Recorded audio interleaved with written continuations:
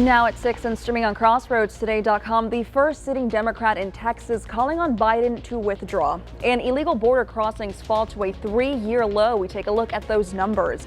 Plus, a lack of cooling centers in Victoria spikes emergency visits. We hear from a homeless advocate this evening. Well, Beryl, the tropical storm, is going to be visiting Texas. It's out in the middle of the Caribbean right now, but you can see the path that brings it in Sunday night, right south of Brownsville, and then it turns up. So we're going to be getting some heavy rain. Not a wind issue, not a full hurricane, but still a lot of rain on Monday, Tuesday. We'll have more details on that coming up.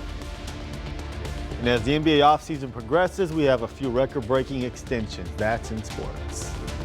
You're watching 25 News Now at 6. Good evening and thank you for joining us. I'm Karina Garcia. Don Brubaker is in Ireland. The South Texas heat is a challenge for everyone, specifically for those who cannot easily escape the hot temperatures. Pickens is a homeless advocate with the Humility Project, and she says due to a lack of designated cooling centers in Victoria, the homeless population can either go to the library, Christ Kitchen, or to areas to escape the heat. But they can only stay for a short period of time before they are forced out.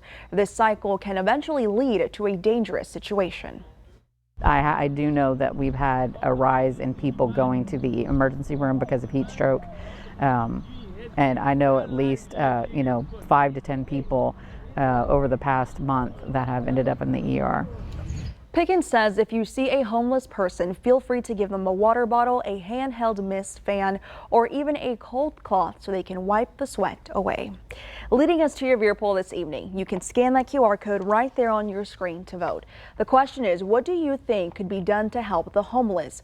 According to our results, it looks like jobs takes the lead at 53%, followed by lower rent standing at 33%. Thank you for voting. We want to hear from you. Come to crossroadstoday.com/vote to take part. And we're going to have an update on 25 News Now at 10. A Texas judge ruled against Attorney General Ken Paxton today in his effort to shut down a migrant shelter in El Paso he claims encouraged illegal migration. The judge says Paxton's subpoena for migrant records at Annunciation House violated the shelter's constitutional rights. In February, state leaders demanded access to records of migrants served since 2022. Paxton claims the shelter facilitated illegal immigration and human smuggling. The state is expected to appeal. Now, illegal crossings along the southern border with Mexico have fallen to a 3-year low.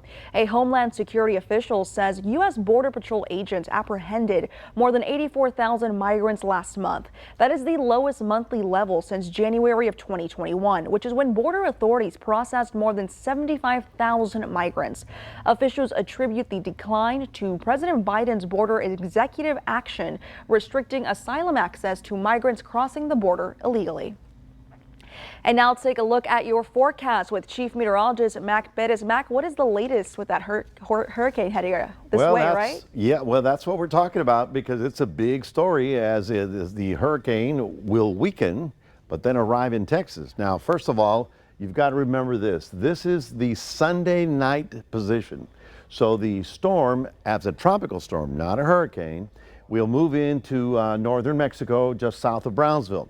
But then it's going to turn up and go this way and bring heavy rains to deep South Texas and to us as well. We're likely to see 2 to 4 inches of rain between Sunday night and Tuesday. So we'll be talking more about that and we'll try and figure out all that travel thing coming up in just a few minutes. Karina, back to you. Mac, thank you. Today, the U.S. Supreme Court agreed to hear a lawsuit over Texas age verification requirements for sexually explicit websites.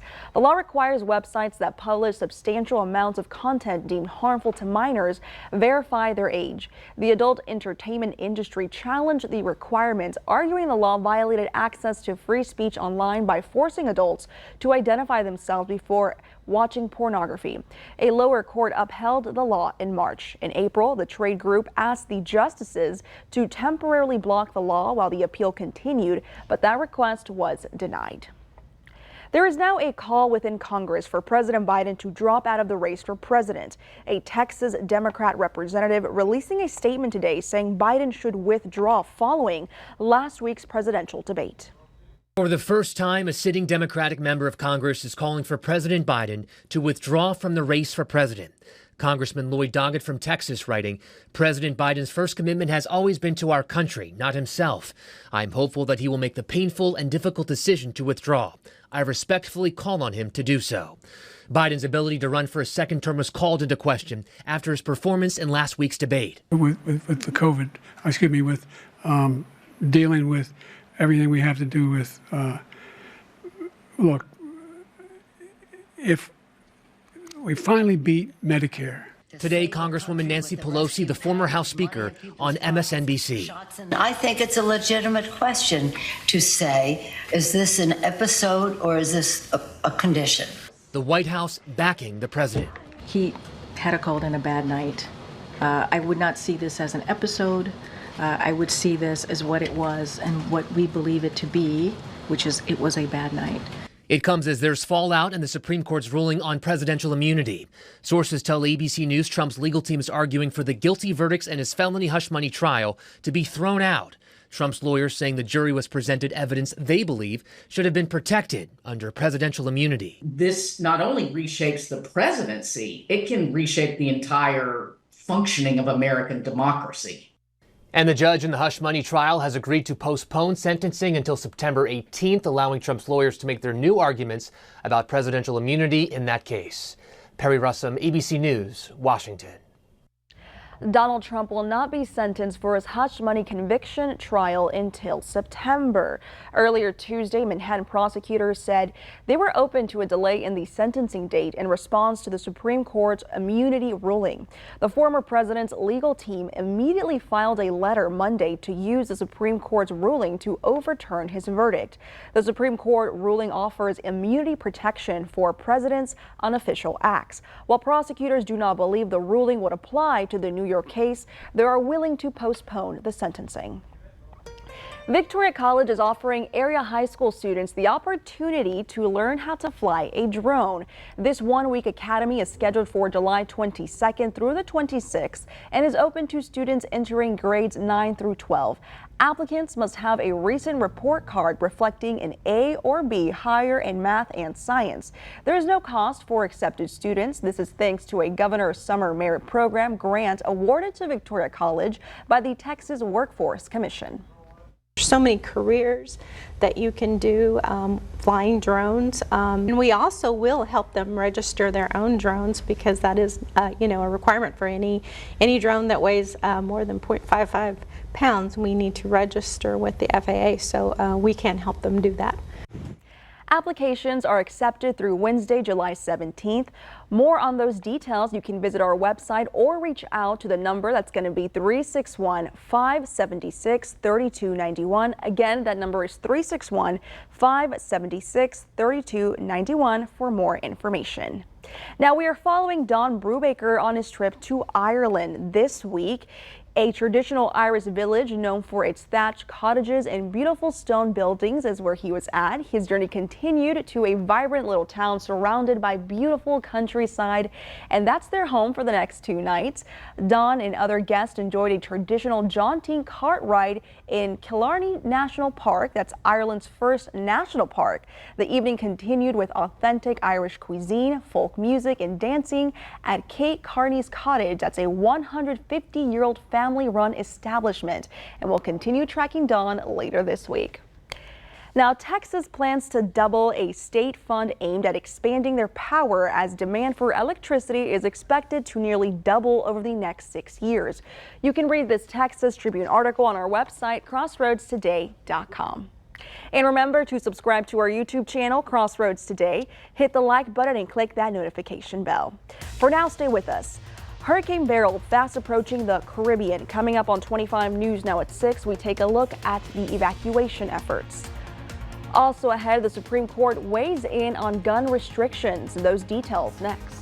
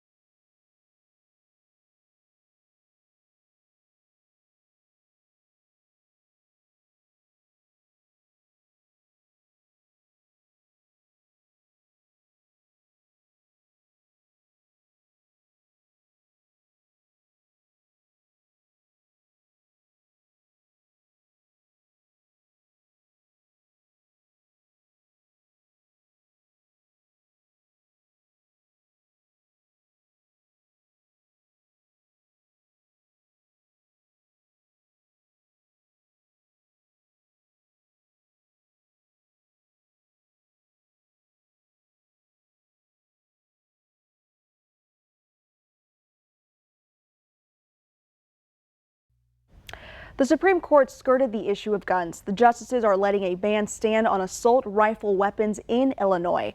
They have also decided not to take up a series of challenges to laws that ban felons and drug users from having guns. Instead, they sent the cases back to a lower court with instructions to review them again based on the Supreme Court's ruling last month.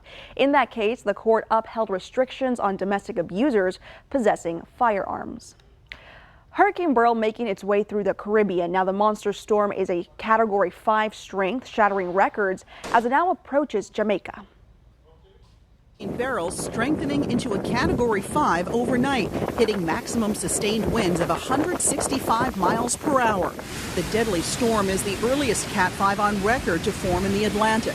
Meteorologists say the hurricane is feeding off unusually warm ocean waters, water temperatures 2 to 4 degrees above normal. There's never been a Category 4 hurricane in the Atlantic during June. Those strong winds and the resulting storm surge claiming at least one life in St. Vincent and the Grenadines. It has left in its wake immense destruction, pain, suffering across our nation at this hour. Powerful winds ripping the roof off this school, leveling banana crops, taking down power lines and sinking boats. This is actually the strongest storm that we've had come through St. Vincent in my lifetime. And I hope that I don't have another one. When it first made landfall Monday as a Cat 4, Beryl decimated parts of Grenada. And on Barbados, power lines were downed and roofs ripped from buildings. Storm surge swallowing this backyard in just moments. The floods are coming in. The International Space Station capturing this image of Beryl as it continues moving west through the Caribbean. Beryl is expected to run into some unfavorable conditions that will weaken it, but winds could still reach up to 74 miles per hour and pour up to a foot of rain in Jamaica. Alexis Christoforous, ABC News, New York. Something to think about this July 4th. Shooting of fireworks could result in a big fine or even some jail time. For example, at a San Francisco park, a firework sparked a fast-moving grass fire that was caught on camera. Fire crews quickly snuffed out the 3-acre blaze, but its fast spread is reigniting concerns about wildfires in California and other states facing dry conditions. Now, the city of Port Lavaca is hosting this year's Star-Spangled Bay Bash tomorrow for an evening of food, fun, and fireworks. Gates open at 4 p.m. and the fireworks will start at 9:30. The event will be held at the Bayfront Peninsula Park on 105 East Main Street. And things are going to be looking really good for tomorrow night fireworks, and then on the 4th, the fireworks at Riverside Park, I believe, because the weather is going to be very cooperative. For the short term. Long term, we got problems to deal with, and we'll be talking about that. 92 right now, it feels like 99. A rather warm day, got up to 95 as the official high temperature, which compares to 93 because July is usually pretty hot around here. Well, what about Beryl? Beryl is going to be barreling toward the Texas coast. Believe it or not, you're going to be getting heavy rain from Beryl as soon as Sunday night. We'll have more on that coming up in just a moment.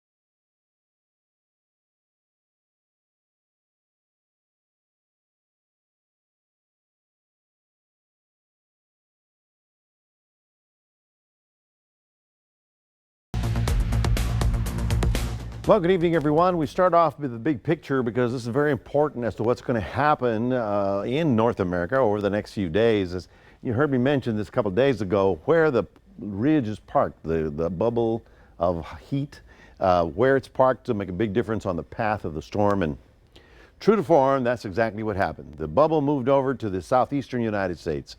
The storm did not go up in that direction. The storm is going to stay low and south, and it will be weakening. Now, right now, it's a pretty scary storm, but it is going to fall apart as it crosses the Yucatan and then falls into deep South Texas. Now, in the short term, we've just got a few high clouds coming through the area.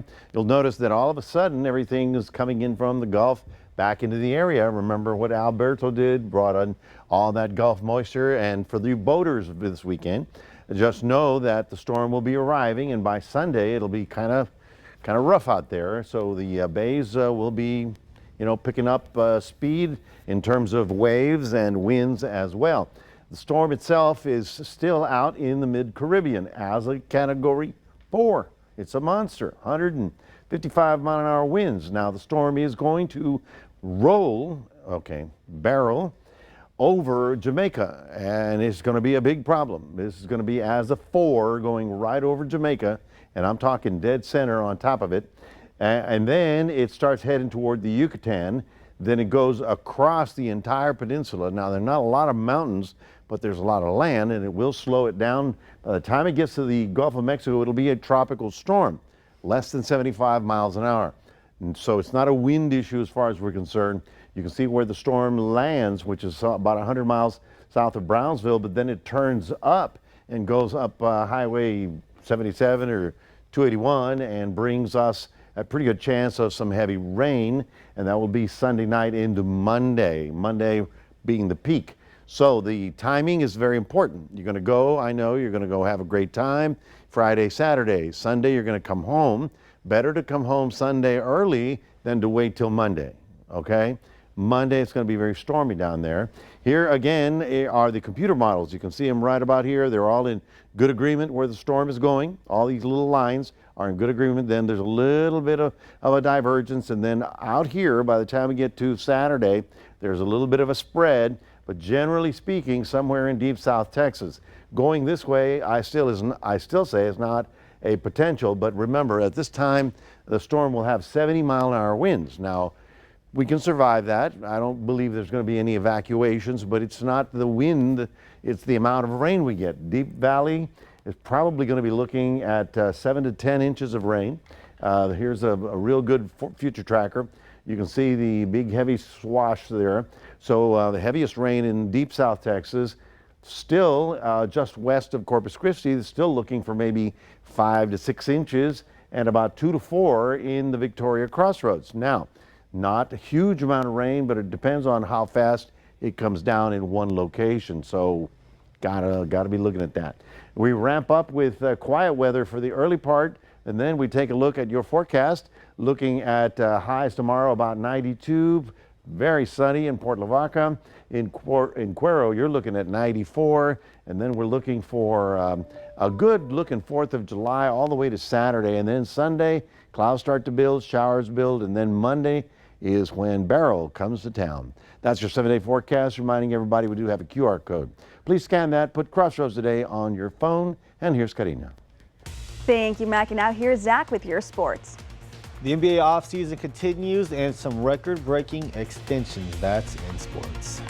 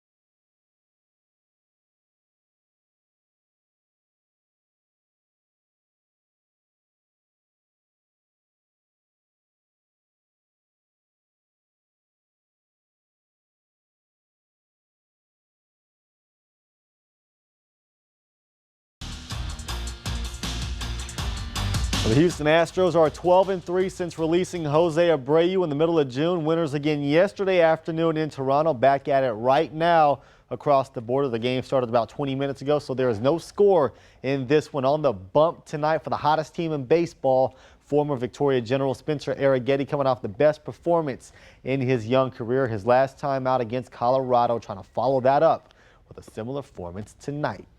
Gymnastics superstar Simone Biles, she's also from Houston, of course. She's headed to the Paris 2024 Olympics later this month. Biles earned a third trip to her sport's biggest stage following a victory at the U.S. Olympic trials on Sunday night. This comes 3 years after she pulled out of the Tokyo Olympics to prioritize her safety and mental health. This is definitely our redemption tour. I feel like we all have more to give, and our Tokyo performances weren't the best. We weren't under the best circumstances either, but I feel like we have a lot of weight on our shoulders to go out there and prove that we're better athletes. We're more mature, we're smarter, we're more consistent. But don't quote me on that because not tonight. But, you know, we have to get that out of the way. You feel me? We have to get that out of the way. But we are in training. So if we can just do what we do in training, then I think we're going to hit it out the ballpark. All right. Well, after winning the NBA Finals, Jason Tatum just keeps on winning. The superstar rewarded with the largest contract extension in NBA history. The deal worth 5 years and $314 million. The 26-year-old Tatum, fresh off the year in which he just averaged almost 27 points per game on an excellent 47% field goal percentage. The extension will officially begin during the 2025-2026 season. And he's not the only one getting some big bucks. Donovan Mitchell of the Cleveland Cavaliers also getting a massive contract extension. His deal, 3 years worth $150 million with a player opt-out option. Mitchell was a rumored trade target for many teams, including the Houston Rockets, but it appears Spida and the Cavs locked in for the foreseeable future. We seem to have a lot of hope for the U.S. men's national team every time they take part in a big tournament. More times than not, the U.S. men's soccer team doesn't come away with the big win when they matter most. Uruguay in the 66th minute sends one to the back of the net on a deflection. That was the lone goal in the game. The U.S. could not score at all. They exit early in the group stage. Sunday, 16-year-old Quincy Wilson announced on social media that he will compete in the 4x400 meter relay roster at the Olympic Games in Paris. Wilson's coach also confirmed the news to both the Washington Post and USA Today. Wilson's selection comes after a brilliant debut at the U.S. Olympic trials last week, where he twice broke a 400-meter world record. The sprinter has quickly established himself as one of the most promising rising stars in track and field. Now he gets a chance to prove himself on the world stage. That is it for your sports. Karina, back to you. Zach, we're back in a moment. Cup Noodles introducing a new flavored instant ramen, and it tastes just like dessert.